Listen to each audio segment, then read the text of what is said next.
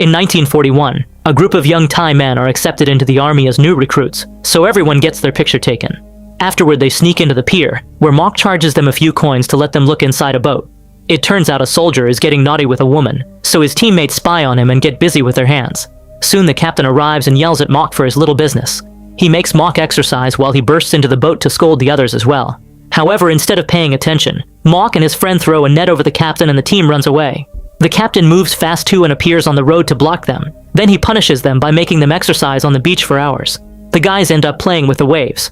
Meanwhile, Mok's brother Mek learns that his girlfriend Pen is pregnant. He's so excited about the news that he pulls out a ring to propose, and Pen says yes.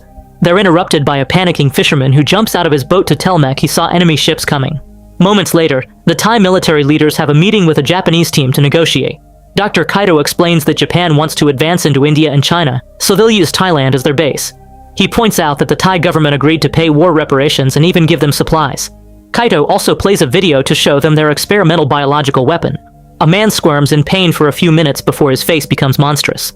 Japan doesn't want to fight its allies, but it'll use this weapon if Thailand doesn't cooperate.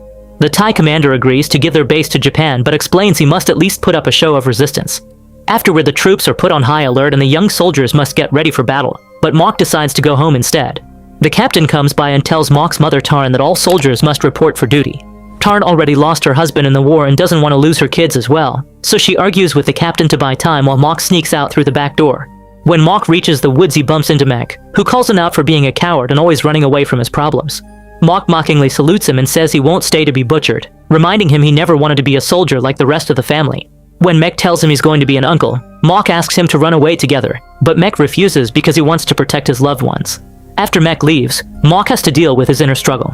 On the beach, the Thai troops are being slaughtered by the Japanese army. Bodies are dropping all over the place without mercy, turning the sea water red. Mok comes back and quickly rejoins his teammates, who rush to hide in fear.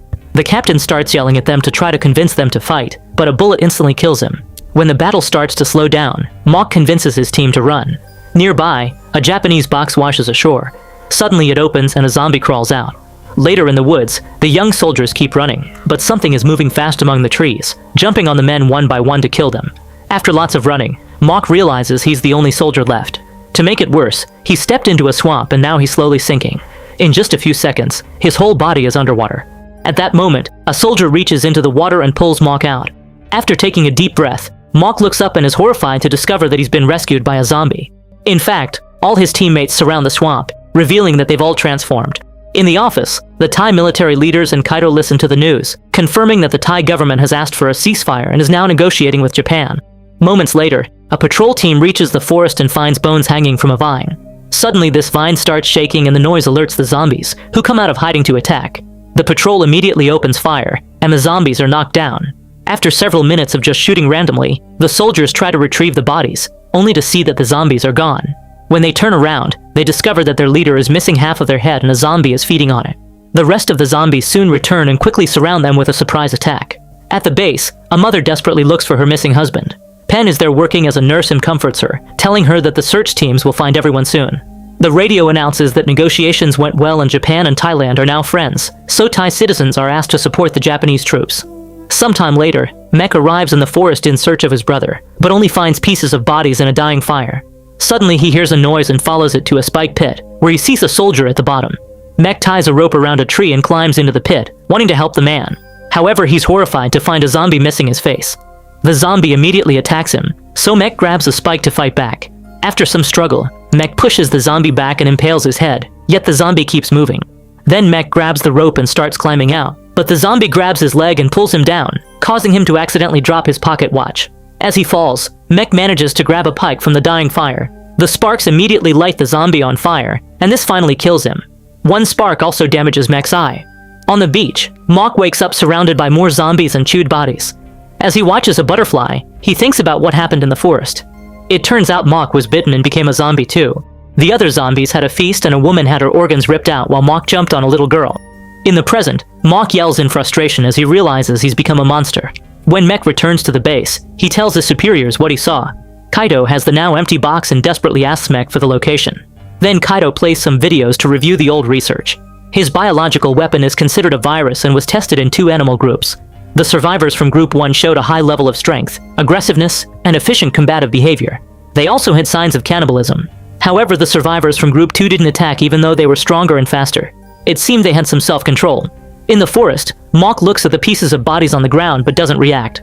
Near the pit, he finds his brother's watch and picks it up. There's a picture of his parents that causes him to cry, but this crying soon turns into roaring, and the other zombies roar along. In the medical tents, Mech checks the patients to look for his brother to no avail. A survivor overhears him talking and tells him that he saw Mock earlier. Mech desperately wants to know where, but his questioning is interrupted by his commander asking him to attend a meeting. In the main tent, a Japanese soldier is scolded for losing the box, so he deals with his shame by self-deleting with a knife. When the commander and Mech arrive, Kaido explains that his biological weapon escaped from the box and that it could transform other people into zombies too. The commander wants to report this, but Captain Nakamura forbids it. He explains he has a plan to take care of this while keeping it secret and shows them an official document from the Thai military leaders, which forces Mech and his commander to join the destroyer task force to capture all the zombies alive. In the forest, Mock watches the other zombies eat any body that they find on the ground. He remembers chasing after the girl and eating her without mercy, which fills him with guilt. Mock picks up a gun and tries to self-delete, but his body suddenly heats up and starts secreting a strange liquid that sets his hands on fire. Before his whole body can burn down, another zombie pushes him into the mud to put the fire out and covers his whole body with mud too. At the same time, Kaido continues to review the research. When a larger dose of the virus was injected, the reaction was positive. They discovered that during particularly stressful or emotional moments, specimens were capable of self-combustion, so Kaido realizes the zombie's weakness is fire. When the virus was tested in humans, it began to evolve. A few hours later, Mock wakes up in a cave where all the zombies are also awakening from their naps. Pack leader Nobu brings an animal for dinner and they roar at him in desperation, but Nobu roars louder in return to make them submit. After Nobu leaves, the zombies rush to eat the animal. Mock follows Nobu and finds him in a corner of the cave, crying as he looks at pictures of his wife and the poem she wrote him. This makes Mock look at his parents' picture again and he remembers the day the captain came to his house to recruit Mech. Mock was happy that his brother would be gone because he'd get his bed and sang a rude song about Mech getting killed in the battlefield, which the others found offensive. In the present, Mock cries and finds the same sadness in the way Nobu is howling. When Nobu leaves the cave, Mock follows him and finds the pictures in the water. Nobu is standing in the river and staring ahead because he's hallucinating the ghost of his wife. She shares words of love and recites the poem, putting Nobu through lots of grief and stress. After yelling in frustration, Nobu's body dissolves into ashes, which touch a plant to make it blossom. Meanwhile, the other zombies are feeding on a big animal, but they're still hungry. One of them manages to speak and tells his friends that Japan made them like this, so they should eat them for revenge. In the forest, the task force finds a massacre. There's blood, flesh, and limbs all over the place, so they follow the trail of destruction to keep looking for the zombies. When they finally hear a noise nearby, Nakamura makes his team hide. Then he pulls out a knife to spill some blood. A zombie is immediately attracted by the smell and approaches Nakamura, but before he can attack, a soldier shoots him with a harpoon to capture him. At the base, the captured zombie is kept in a cage. The soldiers throw hot water at him and Mech complains, considering it torture. He thinks it'd be better to kill the creature, but Kaido wants to catch all the zombies and keep them alive to study them. At that moment, the zombie removes the harpoon from his body and shakes the cage bars, so a soldier shoots him several times. The zombie is in a lot of pain, but he won't die. Afterward, a civilian is brought and the zombie immediately recognizes him as his father. They both cry for each other as the father demands to know what they did to his son. Nakamura suddenly stabs the father in the head, and the zombie has a breakdown. Mech immediately loses his mind, so his commander drags him away and reminds him they don't have authority anymore. Then Nakamura makes his men pour poison gas on the zombie, who keeps crying and reaching for his father. A furious Mech jumps on Nakamura and punches him, so the commander has to drag him back again. Nakamura points his sword at them and tells the commander to deal with his men. The commander reluctantly informs Mech that he's now discharged from the mission, so he must go home. At that moment, the zombie manages to break the cage and come out. The soldiers watch in shock as the creature starts eating his own father. When Mock returns to the cave, he finds the zombies discussing their past lives. They all used to have dreams for their futures, but they had to abandon them when they were forced to join the army. One of them admits he wanted to sing, so he shares a song and soon everyone is singing along. At that moment, they realize one of them is missing, so they agree to go looking for him. In a village nearby, the locals are doing a special ritual to try to keep the evil creatures away. Soon the zombies surround the village and start feeding on the locals. A mother and her daughter are shocked to notice that one of the monsters is their beloved husband and father. Meanwhile, Pen is going home on her bicycle, but she has to stop to fix the light. Suddenly, she sees someone walking and screams because it's only a couple of legs. At home, Tarn is praying for her son's safe return, unaware that Mock is approaching the house.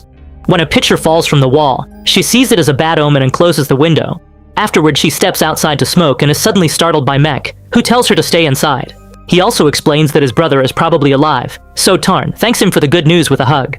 Mock overhears everything and cries as he realizes he can't reunite with them, so he leaves. At that moment, Pen arrives and tells them what she saw. Mek immediately brings out a gun and gives it to Tarn, telling her to shoot anything strange and set it on fire if it still moves. In the forest, a monk is meditating behind a veil. A zombie tries to approach him and the monk immediately recognizes him as his son, so he starts praying. The zombie falls to his knees and prays too before leaving. Nearby, a zombie is chasing after the mother and her kid. When the girl falls, the zombie manages to catch up to them, but he freezes because he recognizes his daughter. At that moment, the commander and his right hand arrive and the soldier gets ready to shoot, but the commander stops him. The zombie says his daughter's name and tries to communicate, so the girl touches his face and cries because her dad is hurt. When the zombie is about to touch her head, the task force appears. The mother drags the girl away before the soldiers shoot their harpoon, but the soldiers fail their shot and end up killing both the woman and the child instead. Then the rest of the zombies arrive, so the soldiers open fire. The commander recognizes them as his men, so he decides to fight for them by shooting at the Japanese soldiers. Unfortunately, his right hand immediately gets killed. When the commander gets shot too, he sees Mock among the zombies and tells him to run before he drops dead. Mock holds the commander's body and cries for his death. At that moment, Mek arrives and sees the zombies eating the task force. A creature is even ripping out a soldier's whole rib cage. Then he notices that Mock has become a monster, so he shoots him in the shoulder. Mock says his brother's name before he starts running, yet Mek shoots him again. A desperate Mock continues to beg, however Mek fires a third time and causes his brother to fall off a cliff. Mek falls and yells in grief, feeling guilty for what he died. Suddenly Mock returns and attacks him. Moments later, Mek wakes up and discovers he's a zombie too.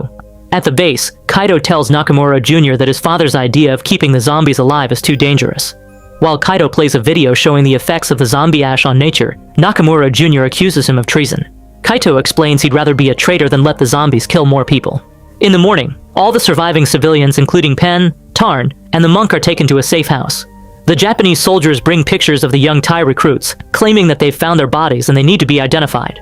All the civilians have a breakdown as they see their sons' faces on the board.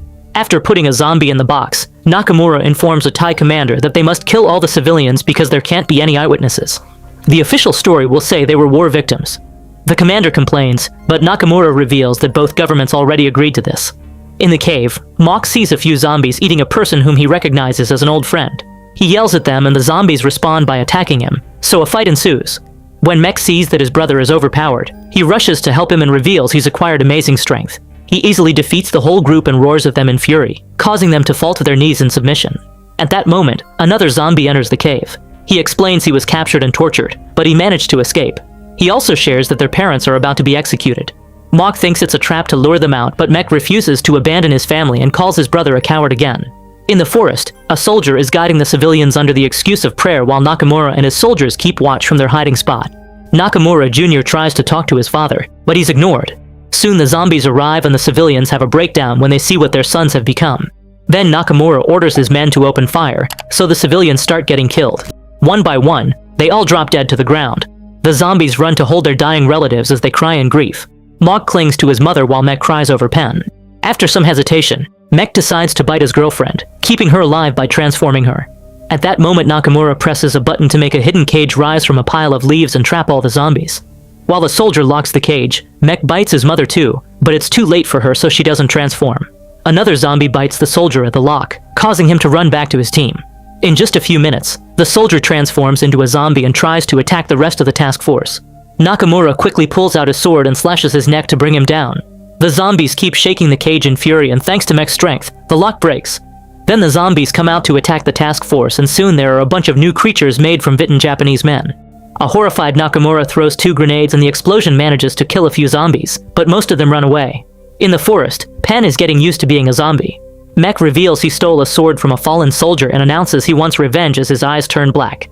He gives a speech to get the other zombies to support him, but Mott gets worried when his brother says they need to make more zombies for their team, since he doesn't think other people should suffer like them. Another zombie also complains, pointing out that he lost his brother in the explosion, so this revenge will only end up with more death. Mek grabs the sword to punish him, but Pen jumps in to act as a shield and gets killed. Mok cries out in grief, yet Mek doesn't react. He just kills the other zombie and says he has a plan. The next morning, Mok wakes up thinking about his family and all the wild things that happened over the past few days, unable to deal with so many emotions. Suddenly he sees a hallucination of his family and his body starts turning into ash. However, when he remembers his brother calling him a coward who doesn't fight for anything, he takes the shape of a zombie again. At the base, Nakamura bursts into Kaido's tent and shoots him in the head. Then he searches all Kaido's notes and learns that the zombies are weak to fire, so he tells his men to get the flamethrower. Moments later, Nakamura and his soldiers are following a few zombies through the forest. The chase eventually takes them to a cave where they're surprised to find thousands of fireflies. Suddenly all the bugs disappear, and the zombies use the darkness to attack. The soldiers immediately open fire, but the bullets don't kill the zombies, so it's easy for them to advance and start biting the members of the task force one by one. When a man activates the flamethrower, the zombies are forced to run away, so another chase ensues. The task force finds the zombies feeding on one of their soldiers, so they open fire again while running to hide in a narrow passage. The zombies follow them, and one by one the Japanese soldiers get killed without mercy. The only one who manages to survive is Nakamura, who leaves the passage and runs until he falls into a puddle. He quickly covers his whole body with mud and stands against the wall, so when the zombies come looking for him, they don't see him and just keep walking.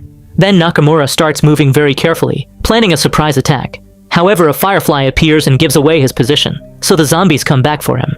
Nakamura tries to activate the flamethrower, but the mud is clogged. While the zombies bite Nakamura, the fallen Japanese soldiers start transforming. Soon Nakamura becomes a zombie as well. At the same time, Mok arrives and finds the flamethrower on the ground. When the Thai zombies try to leave the cave, they find Mok blocking the entrance. Mok cries for his brother and his teammates, which triggers Mek's memories. His eyes go back to normal and he salutes Mok, who uses the flamethrower to set them all on fire. Nakamura and the task force come to the entrance too when they're done transforming. Mek and his men immediately jump on them to spread the flames so everyone can die together. After remembering his friends one last time, Mok jumps in to meet his end as well. So friends, I hope you liked this video. If you liked the video, then like, share, and subscribe to the channel. See you in the next video. Till then, bye.